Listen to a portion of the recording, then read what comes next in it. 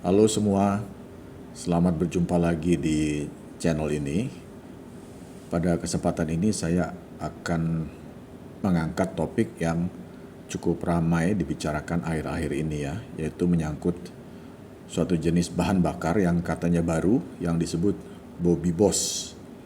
Jadi banyak sekali media massa dan media sosial ya memberitakan. Nah, ini beberapa cuplikan saja.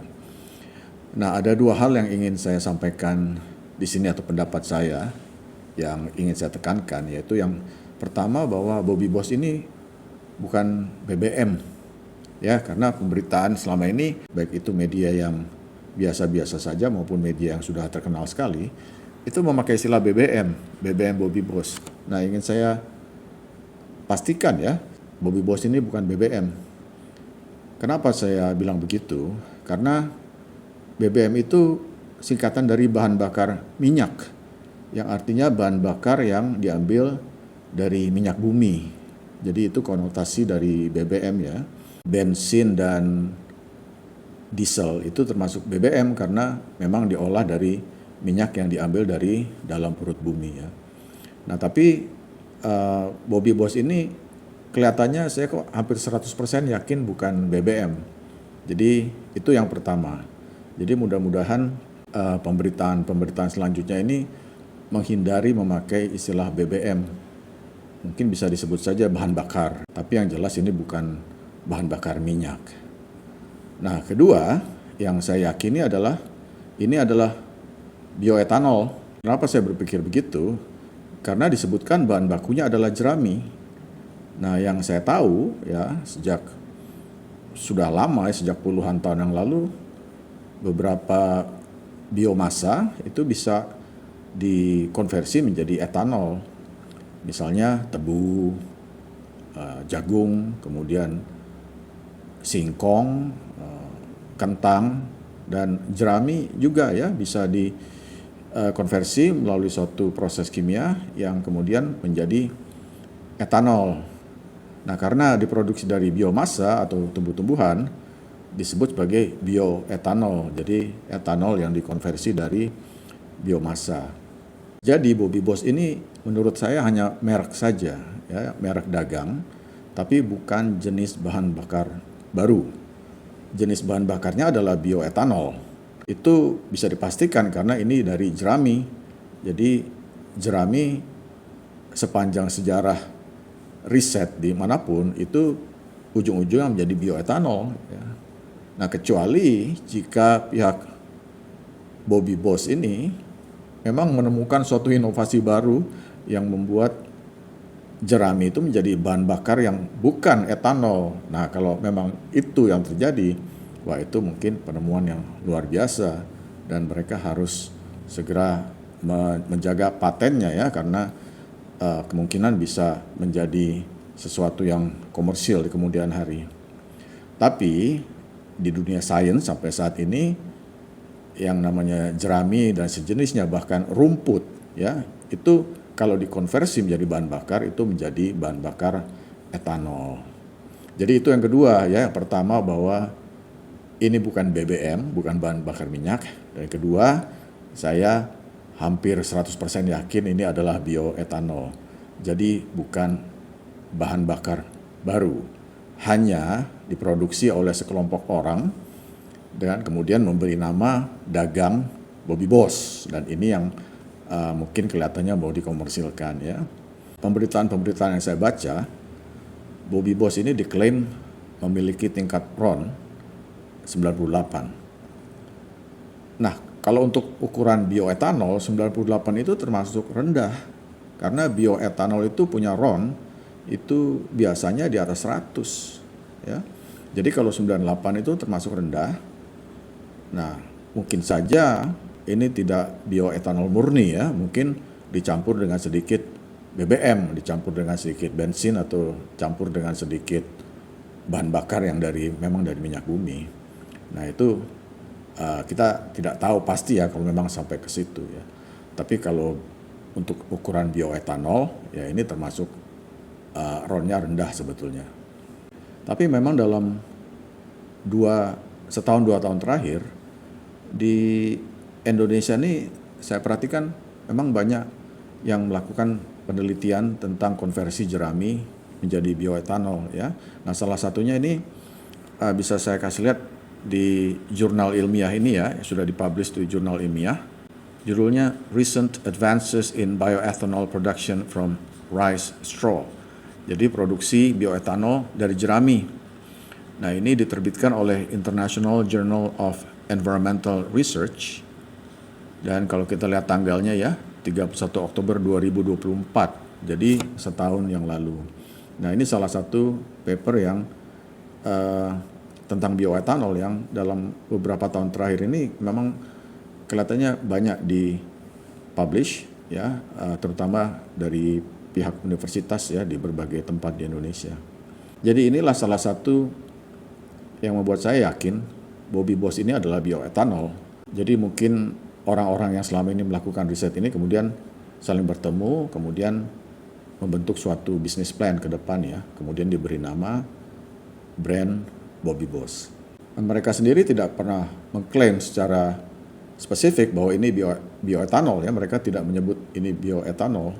Jadi mereka sendiri belum mau menyebutkan apa sebetulnya ini, cuman menyebutkan ada enzim yang rahasia, kemudian ada proses yang 5 stage ya, 5 tahap ya. Jadi tidak ada satupun dalam penjelasan yang dipublish oleh pihak Bobby Boss bahwa ini adalah bioetanol. Nah, karena sebab itulah mungkin makanya ini menjadi viral ya, karena orang berpikir ini adalah bahan bakar jenis baru yang baru ditemukan ya, ini adalah karya anak bangsa dan segala dukungan lain yang diberikan masyarakat ya. Tapi yang membuat saya agak prihatin ya, karena kelihatannya masyarakat kita literasi sainsnya kan masih tergolong rendah ya, jadi mudah sekali ya terbawa oleh suatu klaim yang kedengaran spektakuler, kemudian yang diberikan nama yang juga kedengarannya bombastis ya. Ini memancing simpati massa ya, tanpa mengetahui isinya apa ini sebetulnya ya. Jadi mungkin kalau disebut bioetanol, mungkin orang jadi kurang menarik karena bioetanol kita udah sering dengar ya. Tapi kalau disebut Bobby Boss seperti itu, wah ini kelihatan seperti sesuatu yang baru ya, jadi misteri. Nah, kan orang Indonesia kan suka yang bau-bau misteri begitu ya. Makin misterius, makin viral, makin menarik untuk dibahas ya. Dan tidak cuma masyarakat ya, pihak media itu juga mempunyai kontribusi dalam membuat ini menjadi heboh. Ya, kalau kita lihat tadi kan pihak media mainstream sekalipun ya sebetulnya tidak tahu apa ini Bobby Boss ya, disebutnya BBM. Jadi tidak bisa membedakan antara bahan bakar minyak dengan bahan bakar yang jenis lain gitu ya. Sebelum-sebelumnya kan sudah banyak sekali orang yang mengklaim bahan bakar baru ya, yang apakah itu dari air, kemudian ada yang mengklaim free energy ya, tidak pakai bahan bakar, bisa menghasilkan listrik dan segala macam ya. Kemudian kan semua itu terbukti tidak benar gitu ya. Tapi yang membuat saya tertarik ingin membahas juga ya, karena ada keinginan untuk memberikan edukasi ya ke masyarakat, memberikan informasi yang benar supaya masyarakat Indonesia itu literasi ilmiahnya itu lebih tinggi ya. Nah, ini adalah diagram yang ada di dalam jurnal yang tadi ya, di dalam paper tadi. Nah, ini jelas proses pembuatan bioetanol ya. Nah, yang baru yang diklaim oleh paper tadi adalah bahwa proses pembuatan etanol ini yang beberapa tahap itu dijadikan atau disatukan ke dalam satu wadah gitu ya. Nah, saya belum baca paper fullnya karena paper yang fullnya tidak bisa diakses gratis ya, jadi mesti bayar. Tapi kelihatannya ini yang diklaim baru. Jadi kalau dulu proses ini dilakukan terpisah sendiri-sendiri ya, dari pre-treatment, kemudian memprosesnya menjadi gula, kemudian fermentasi dari gula menjadi alkohol ini dulu dilakukan proses yang terpisah-pisah dan lama.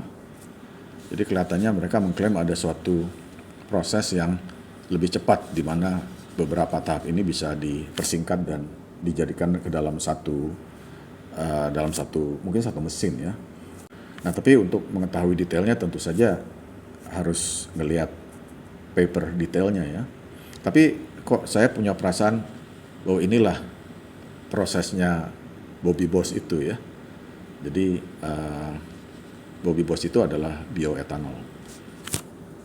Nah, pemakaian etanol ya sebagai bahan bakar mobil ya itu bukan hal yang baru sebetulnya ya.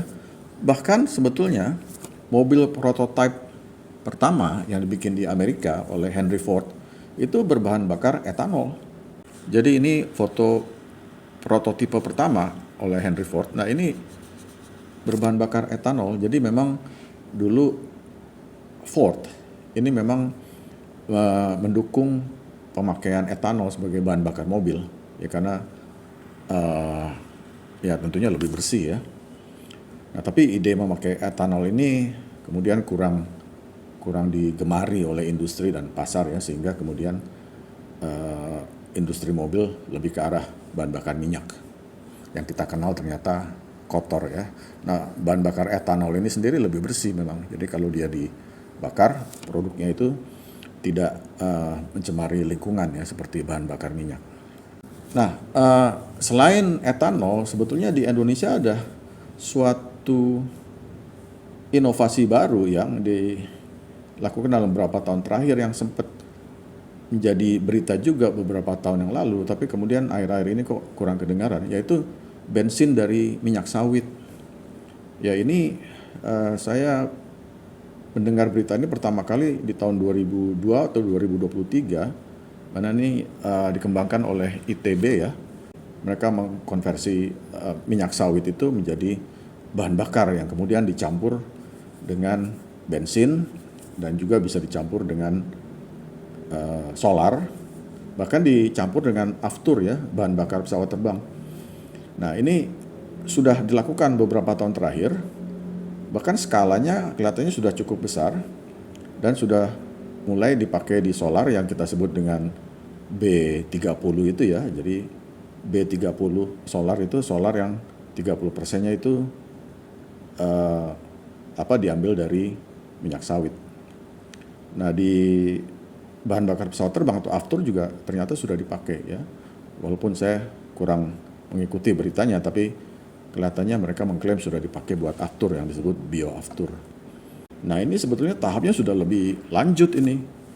Bensin sawit ini ya sudah melewati tahap perizinan ya, bahkan sudah uji kendaraan ya. Kalau nggak salah mereka menguji mobil itu dari Jakarta sampai Medan ya, berapa ribu kilometer, dan sudah teruji bahwa biogasolin ya, jadi bensin yang dicampur dengan minyak dari sawit itu ternyata visible ya untuk baik dari performance mobilnya maupun dari segi keiritan dari pemakaian bahan bakarnya ya.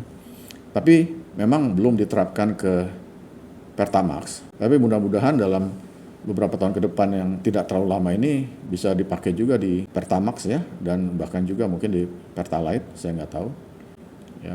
Jadi supaya kita tidak tergantung dari impor BBM ya, sehingga bisa memakai minyak sawit ya yang diproduksi di dalam negeri. Menurut saya ini lebih menjanjikan ya karena roadmap-nya lebih jelas.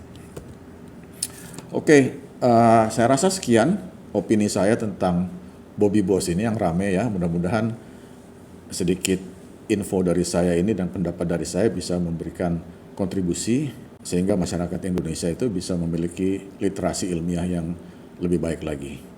Terima kasih atas perhatiannya, sampai jumpa di pembahasan berikutnya.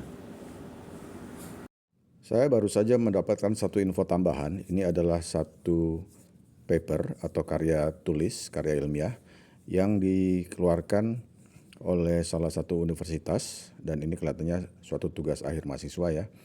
Yang ini membahas tentang proses pembuatan bioetanol dari jerami. Dan yang menarik di sini disebutkan kapasitasnya adalah 6.000 ton per tahun. Nah ini cocok atau bahkan sama persis dengan yang diklaim oleh Bobby Boss bahwa target kapasitas produksi mereka adalah 6.000 ton per tahun. Jadi dengan data ini saya 100% yakin bahwa Bobby Boss itu memang bioetanol dan inilah proses yang dimaksudkan di Bobby Boss itu.